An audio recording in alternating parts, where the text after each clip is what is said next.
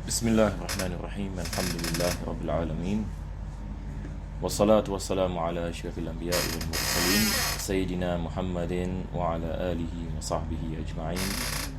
Alhamdulillah, para jemaah dirahmati Allah Subhanahu wa taala. Pertama dan utama sekali, kita memanjatkan kesyukuran kepada Allah dapat kita meneruskan pengajian pada malam yang bahagia ini. Kita masih berada pada bulan Rabiul Awal, bulan yang mana kita menyambut kelahiran Nabi SAW, hari-hari yang barakah ini. Dan kita mengambil kesempatan ini untuk kita berdoa kepada Allah Subhanahu wa taala, mudah-mudahan Allah menghidupkan hati-hati kita dengan iman dan taqwa, dan mengampunkan segala dosa kita zahir dan batin, dan mengabulkan segala hajat. Kalau ada daripada kita yang sedang sakit, mudah-mudahan insya-Allah Allah memberikan kepada syifa, dan ada siapa-siapa yang ada hajat, insya-Allah mudah-mudahan Allah mengabulkan hajatnya. Dan kita berdoa kepada Allah agar Allah selamatkan kita daripada segala bala, daripada segala wabak, daripada segala bencana dan azab di dunia dan akhirat. Dan mudah-mudahan Allah matikan kita dalam husnul khatimah dan memberikan kepada kita keredaannya, rahmatnya dan barakahnya, dan kita dikumpulkan bersama Nabi SAW pada hari kiamat nanti. Amin ya rabbal alamin. Sebelum kita masuk ini kepada kitab Fathul Qarib, maka seperti biasa kita akan melakukan sedikit ini ulang kaji atas apa yang kita membicarakan ini pada minggu yang lepas. Kita masih berada dalam bab yang mana penulis membicarakan tentang mahram. Yang dimaksudkan dengan mahram adalah mereka-mereka yang diharamkan kita menikahi. Maka minggu lepas kita membicarakan mahram dalam segi nasab. Kita dalam perkara mahram ini, ia terbagi kepada 3 bahagian. Yang pertama sekali adalah mahram dalam segi nasab, yang kedua adalah mahram dalam segi susuan, dan yang ketiga adalah mahram dalam segi pernikahan. Mahram dalam segi nasab ada 7, seperti mana disebutkan oleh penulis.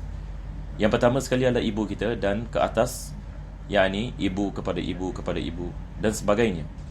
Begitu juga dengan makcik kepada ibu kita, dan pakcik ini kepada ibu kita. Ini juga disebutkan ini oleh penulis. Di sini kita mengatakan ada perantaraan, ada sebahagian ini makcik, ada perantaraan. Ini maksudnya di sini adalah adik-beradik ini datuk kita ataupun adik-beradik nenek kita sebelah mak kita misalnya. Maka mereka adalah mahram. Maka ibu kita adalah mahram, nenek kita adalah mahram dan sebagainya. Yang kedua adalah anak perempuan. Anak perempuan dikirakan sebagai mahram, begitu juga dengan cucu kita dan cicit dan sebagainya yang ke bawah. Yang ketiga adalah adik-beradik kita.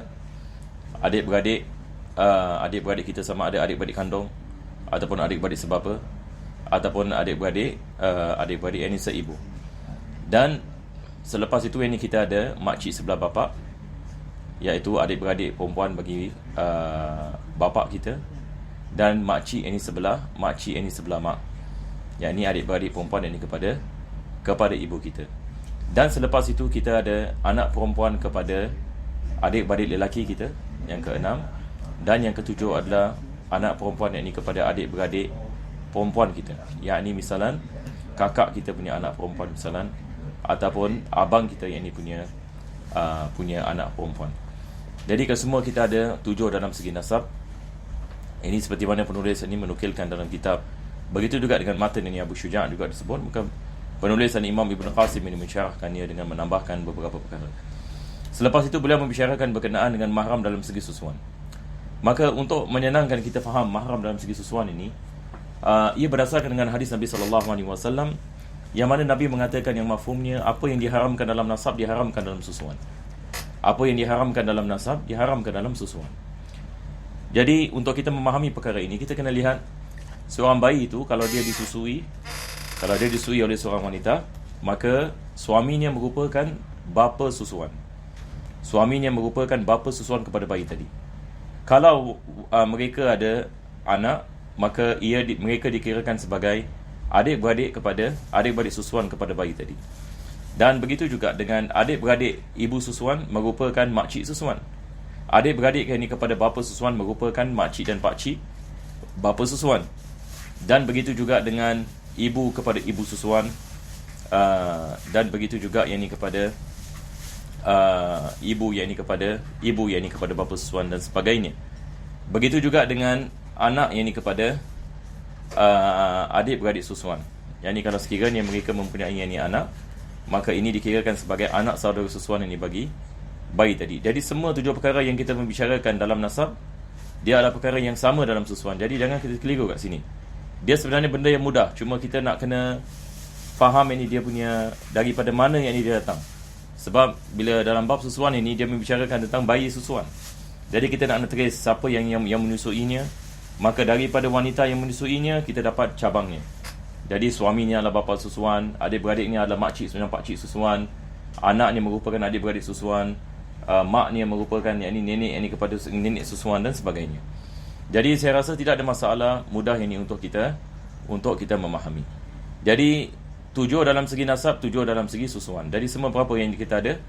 Kita ada 14. 7 dalam segi nasab, 7 dalam segi susuan. Maka diharamkan kita ini berkahwin ini dengan mereka-mereka yang disebutkan. Dan berkenaan dengan susuan, maka syaratnya adalah mesti 5 kali susuan. Ini nanti insya-Allah bila kita masuk dalam bab berkenaan dengan susuan, ada bab yang khusus yang penulis mengkhususkan ini bab yang khusus bagi penyusuan.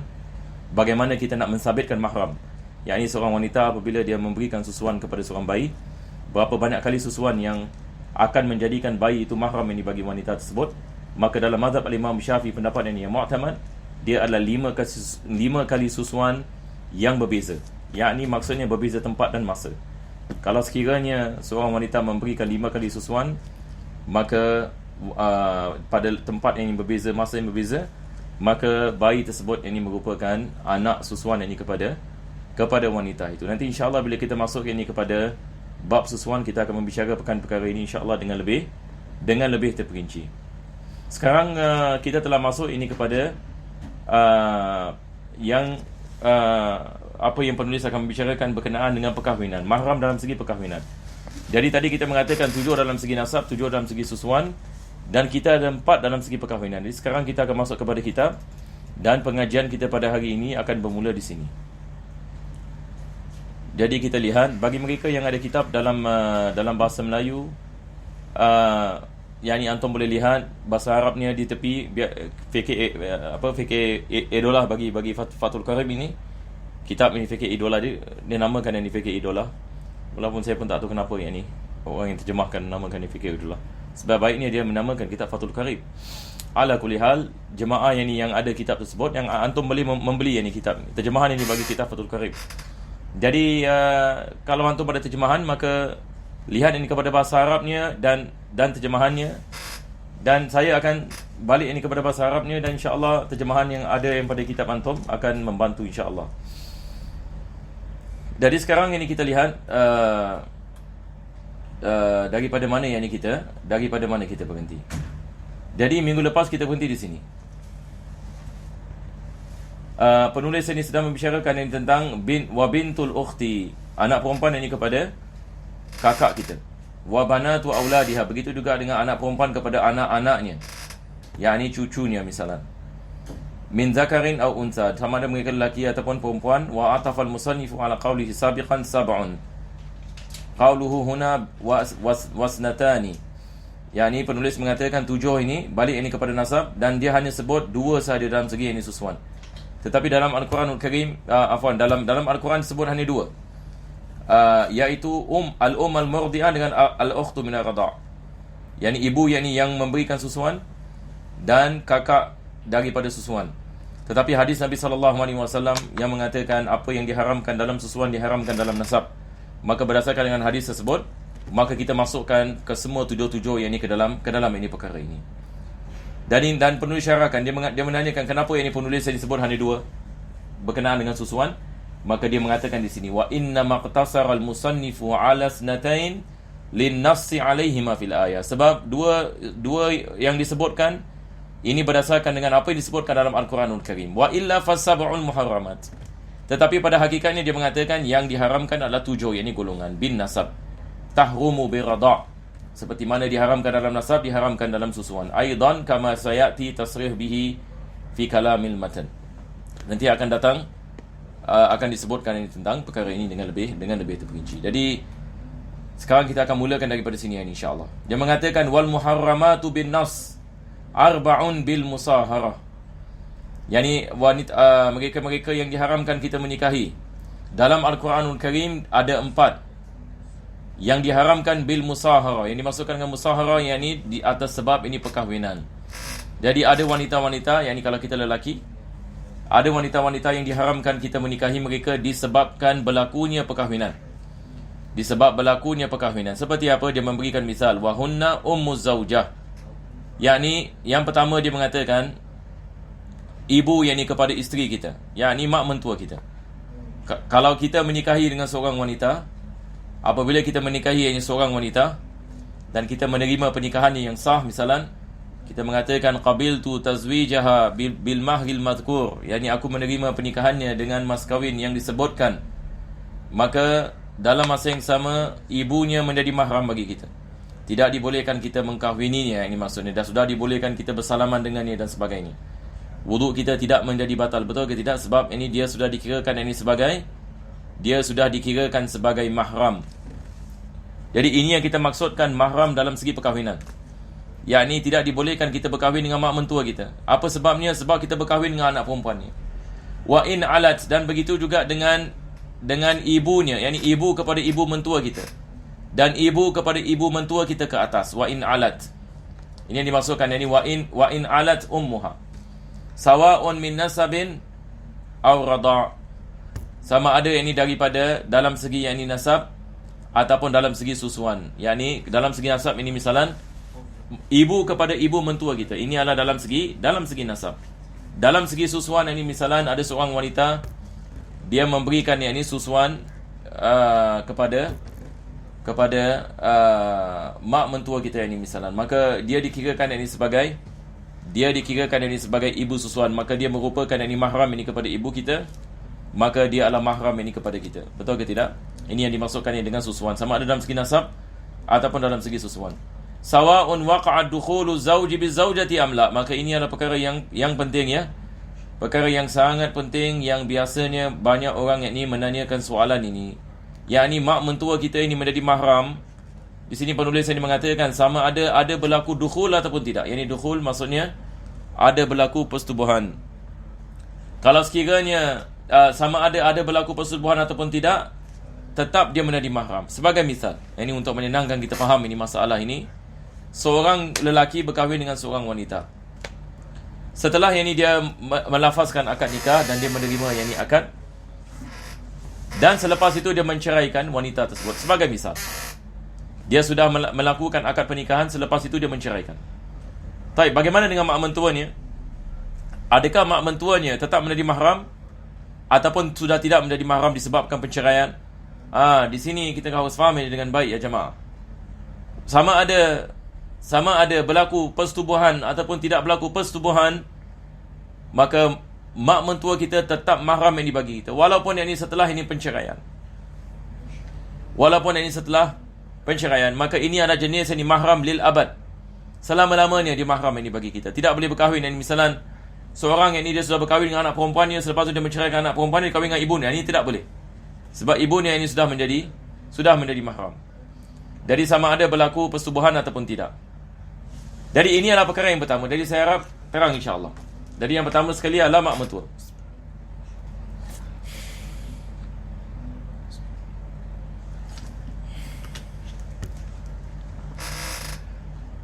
Selepas itu beliau mengatakan warabibah. Yang kedua dikenali sebagai rabibah. Siapa ini rabibah? Dia mengatakan iaitu bintu zaujah, anak perempuan kepada isteri.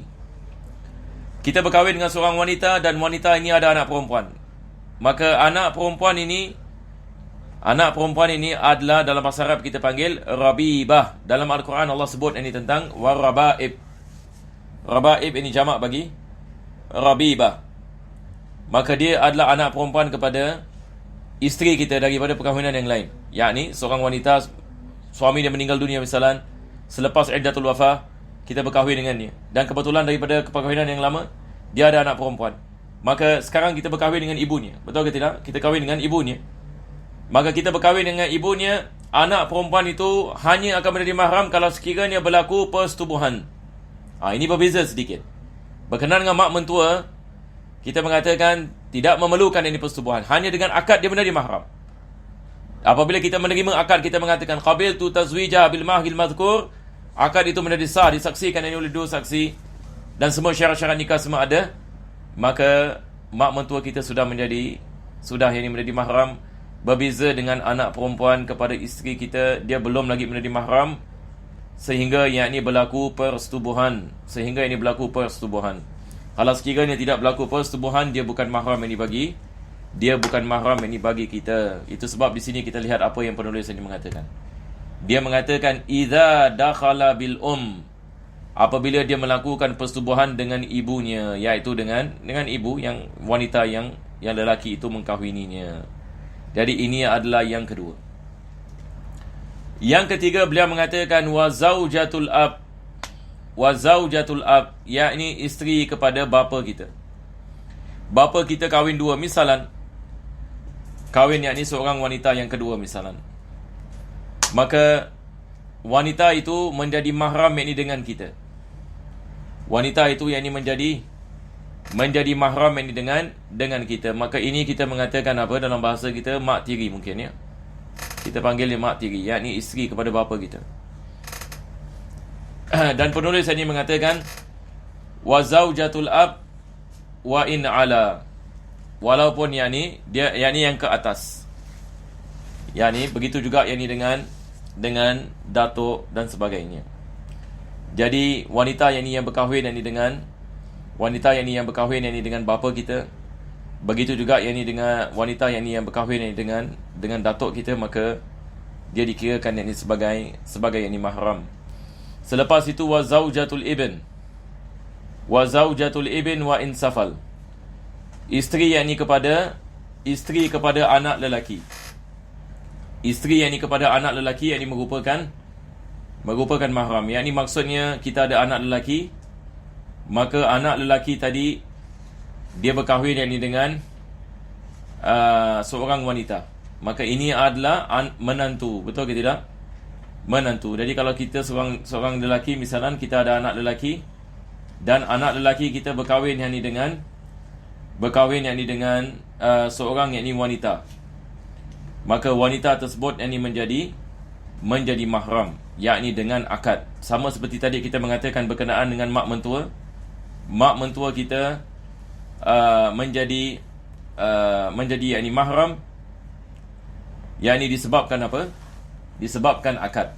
Berbeza yakni dengan anak perempuan yakni kepada isteri. Anak perempuan kepada isteri hanya menjadi mahram apabila berlakunya persetubuhan. Berkenaan dengan bapa mentua dengan menantu sama, kita mengatakan tak memerlukan persetubuhan, hanya akad nikah sahaja. Maka bapa mentua ini sudah menjadi mahram. Nah,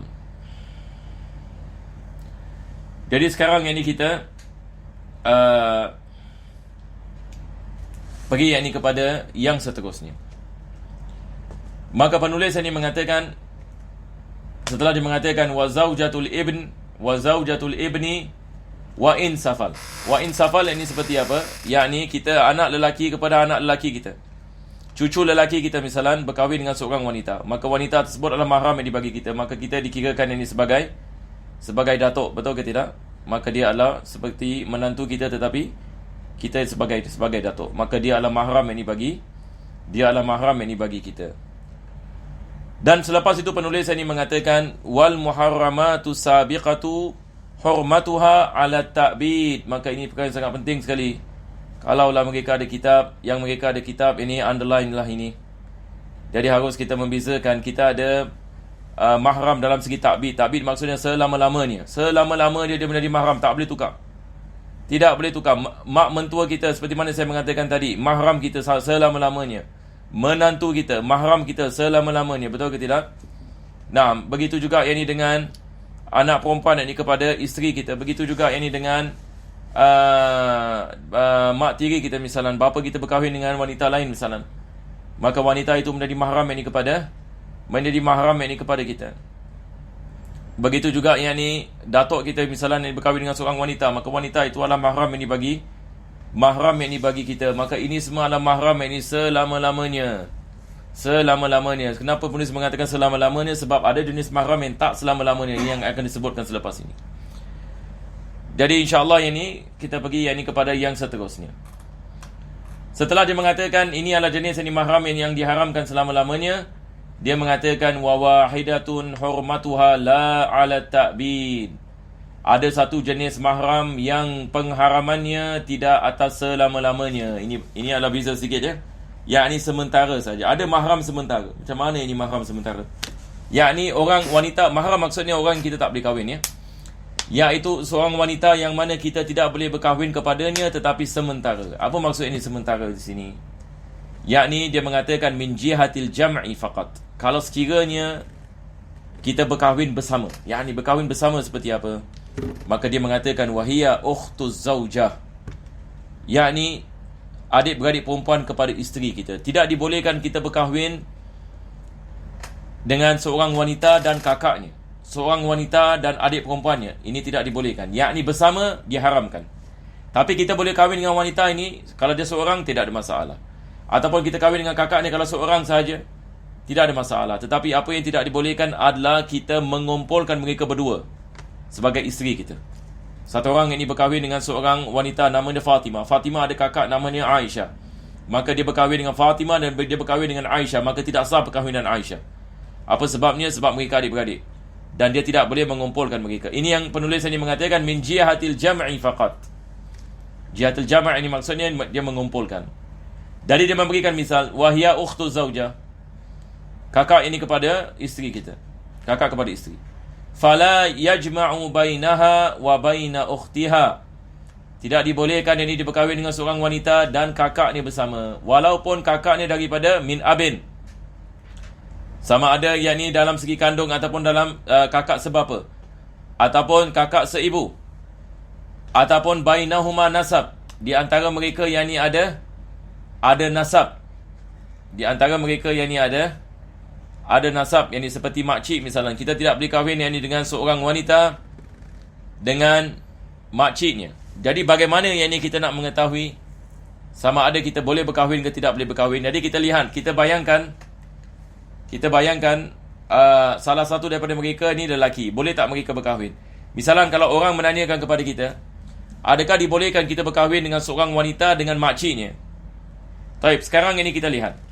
Kalau kita tukar makcik tersebut kepada lelaki, yakni pakcik, adakah dibolehkan seorang pakcik berkahwin dengan anak saudara? Tidak dibolehkan. Maka di sini kita mengatakan tidak boleh kita mengumpulkan mereka. Jadi tidak boleh kita berkahwin dengan seorang wanita dengan makciknya. Saya harap boleh faham insya-Allah ya. Yakni maksudnya kita menukarkan supaya kita dapat tahu sama ada mereka boleh berkahwin. Kalau dia lelaki dia boleh berkahwin ke tidak? Kalau tidak boleh berkahwin, maksudnya kita tidak boleh mengumpulkannya dalam perkahwinan kita. Baik, kalau orang menanyakan ini misalan bolehkah dia seorang yang berkahwin dengan seorang wanita dengan adik-beradik seibunya, misalan dengan kakak seibu misalan.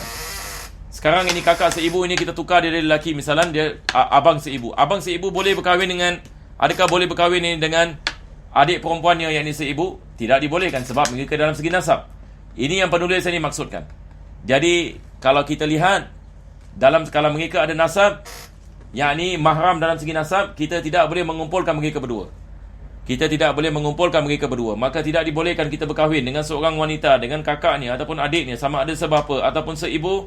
Tidak dibolehkan kita berkahwin yakni dengan seorang wanita dan makciknya. Begitu juga yakni seorang yakni wanita dan anak saudaranya misalan. Anak saudaranya, yakni anak perempuan yakni kepada abangnya ataupun anak perempuan yakni kepada kakaknya yakni misalan, tidak dibolehkan kita berkahwin dengan mereka bersama. Tidak boleh kita berkahwin bersama. Bagaimana kita nak mengetahui? Kalau kita bayangkan dia adalah lelaki, maka mereka tidak boleh berkahwin. Maka kita tidak boleh menggabungkan mereka bersama dalam satu perkahwinan. Fala yajma'u bainaha wa baina ukhtiha min abin au ummin au bainahuma nasabun. Ini yang tadi saya terangkan. Di antara mereka ada nasab au radha' ataupun ada penyusuan. Sekarang misalan seorang wanita, misalan seorang budak misalan disusui oleh seorang wanita. Jadi wanita ini adalah ibu susuannya. Selepas itu ini dia ada anak perempuan. Maka bayi ini dengan anak perempuan ini adik-beradik susuan. Adakah dibolehkan kita berkahwin dengan seorang wanita dan adik-beradik susuannya yang wanita? Ini juga tidak dibolehkan. Betul ke tidak? Sebab mereka adalah mahram dalam segi susuan, Ya jamaah, ini kita nak kena faham ini perkara ini dengan baik. Mungkin benda-benda seperti ini jarang kita dengar, betul ke tidak? Jarang ini kita dengar. Adik-beradik susuan kita tidak boleh berkahwin dengan mereka bersama. Kita tidak boleh berkahwin seorang wanita dengan adik-beradik susuannya. Kita tidak boleh berkahwin dengan seorang wanita dengan makcik susuannya. Kita tidak boleh berkahwin dengan seorang wanita dengan anak saudara susuannya. Ini semua ini tidak sah, ini perkahwinan. Tidak dibolehkan. Ini berdasarkan nas dalam Al-Quran. Allah mengatakan, wa an tajma'u bainal ukhtaini illa ma salaf. Tidak dibolehkan bagi kamu untuk menggabungkan berkahwin dengan dua adik-beradik perempuan kecuali apa yang telah berlalu. Zaman jahiliyah mereka berkahwin. Seorang ini berkahwin dengan seorang wanita dengan adik-beradik perempuan. Ini berlaku pada zaman jahiliyah. Maka Allah menurunkan ayat menerangkan, wa an tajma'u bainal ukhtaini illa ma salaf. Yakni tidak dibolehkan kamu mengumpulkan yakni dua adik-beradik yakni perempuan dalam satu perkahwinan. Selepas dia mengatakan walau radiyat ukhtuha bil jam'i. Walaupun mereka redha, mereka mengatakan tapi kami setuju. Nampak tak? Yakni seorang ini nak berkahwin dengan seorang wanita dan adik perempuan ni misalnya. Kedua-dua mereka setuju, mereka nak kahwin dengan lelaki ni. Walaupun yakni mereka setuju, yakni tidak dibolehkan. Islam mengharamkan. Tidak sah perkahwinan.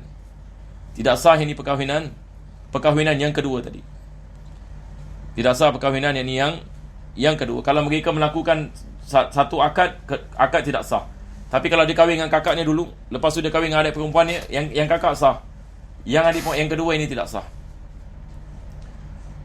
Jadi reda mereka yang ini tidak diambil iktibar. Jadi dalam akad ini tak semua yang ini akad kita mengatakan reda saja sah akad. Tak.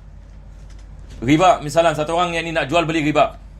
Dalam riba misalnya, dia nak pinjam duit, ini ada interest misalnya, ataupun ada riba. Dia mengatakan tapi saya reda, walaupun saya bayar interest tak apa, saya reda. Adakah keredaan yang menghalalkan riba? Tidak. Seorang pelacur misalnya yang ni dia nak melakukan zina, tapi dia reda, dia mengatakan saya reda melakukan zina, na'udzubillah. Adakah keredaan yang menghalalkan perbuatan ini? Tidak. Jadi ada perkara kita mengatakan tidak semestinya kita meredai dia menghalalkan. Nampak tak? Apa yang diharamkan oleh Allah, diharamkan oleh Allah.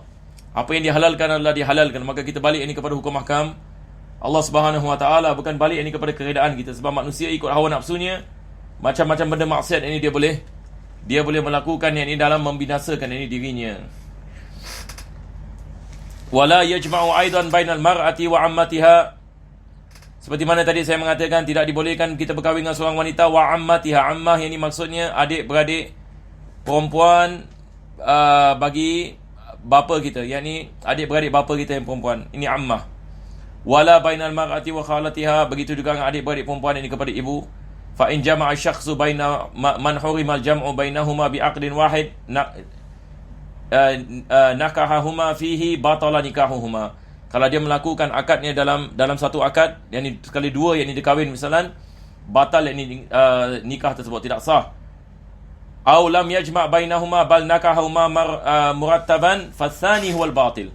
Ini seperti mana saya mengatakan tadi. Kalau sekiranya dia menikah yang pertama dahulu, dia menikah kakak dulu, lepas tu baru adik perempuan. Yang kakak sah, adik perempuan yang tidak, adik perempuan yang adik perempuan tidak sah. In alimatis sabiqah ataupun ulimatis sabiqah. Kalau kita mengetahui siapa yang dinikahi dulu. Kalau kita tahu yang kakak dinikahi dulu, adik dinikahi kemudian, yang kakak sah. Tapi kalau dia mengatakan saya tak tahu, saya syak, tak tahu mana satu yang datang dulu, maka yang ini tidak sah. Ia tidak dikirakan ini sebagai sah. Fa in jahilat batala nikahuhuma. Kalau sekiranya kita tidak mengetahui mana satu yang ini datang dulu, maka batal yang ini pernikahan yang ini mereka. Jadi pada hari ini jemaah dirahmati Allah, kita berhenti di sini saja. Yakni saya pun kurang sihat ini hari ini. InsyaAllah minggu depan ini kita akan sambung. Kita akan sambung ini kepada yang seterusnya, yakni insyaAllah ini ta'ala. Wa sallallahu ala sayyidina Muhammadin wa ala alihi wa sahbihi wasallam. Alhamdulillahirabbil alamin.